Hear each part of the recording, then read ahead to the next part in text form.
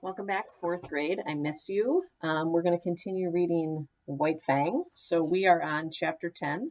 And in the last chapter, White Fang has gone out to the woods. He just killed Lip Lip, actually. And so now we are in chapter 10, the enemy of his kind. With Lip Lip gone, Mitza made White Fang the new leader of the sled team. This made the dogs hate him. They hated him when Mitza gave him extra meat. They hated him because he seemed to receive special favors. And they hated him because he was always at the head of their team, fleeing just out of reach. And White Fang hated them back. He hated being at the head of the yelling pack. He hated running away from the dogs he had defeated for the past 3 years. And if he turned upon them, Mitza would throw the stinging lash of the whip into his face. White Fang could only slow down when Mitza cried out for the team to stop. At first, this caused trouble for the other dogs. They would attack White Fang only to be hit with the whip by Mitza. So the dogs came to understand that when Mitza gave the order to stop, White Fang was to be let alone. But when White Fang stopped without orders, then they were allowed to spring upon him. The dogs learned that it was best to keep together. White Fang was too terrible for any of them to face alone. He was too quick for them, too big, too wise. Unlike the other dogs, he still had the wild in him. He was the enemy of his own kind. Gray Beaver could not help but admire and marvel at White Fang. When White Fang was nearly 5 years old, Gray Beaver took him on another journey. In many of the villages along the way, White Fang attacked the strange dogs.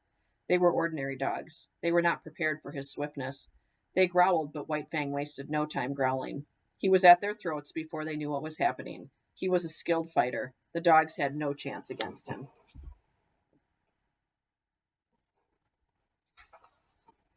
It was in the summer that White Fang and Gray Beaver arrived at Fort Yukon.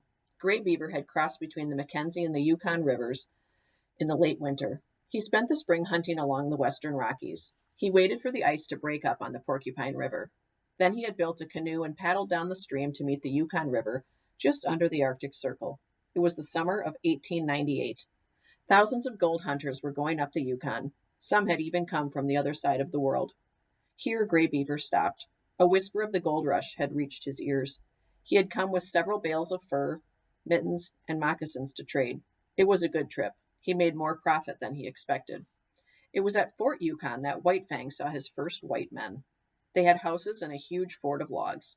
For the first few hours, he was content with slinking around and watching them from a safe distance. The white men also watched White Fang with great curiosity. They pointed him out to one another. When they came near him, he showed his teeth and backed away. Every 2 or 3 days, a steamboat stopped at the bank for several hours. The white men came off these steamers and went away on them again. White Fang was cautious with the white men, but not with their dogs. He was an enemy of all dogs. All he had to do when the strange dogs came ashore was to show himself. They rushed at him off the ship out of instinct. But these dogs were soft and helpless. White Fang sprang to the side, confusing the dogs. In that moment, he struck them on the shoulder, rolling them off their feet and going for the throat.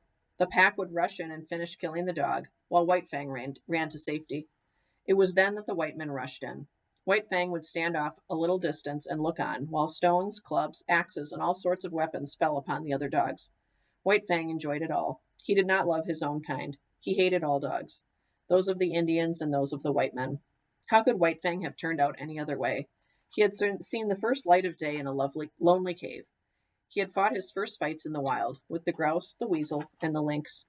His puppyhood had been made bitter by the bullying of Lip Lip and the whole puppy pack. If Lip Lip had never existed, White Fang might have grown up happily with the other puppies. He would have gotten more dog-like, with more liking for dogs. If Gray Beaver had shown just a little love, White Fang might have turned out more trusting and kind. But those things had not been so. The world molded White Fang until he became what he was. He was unloving and ferocious. He was the enemy of all his kind.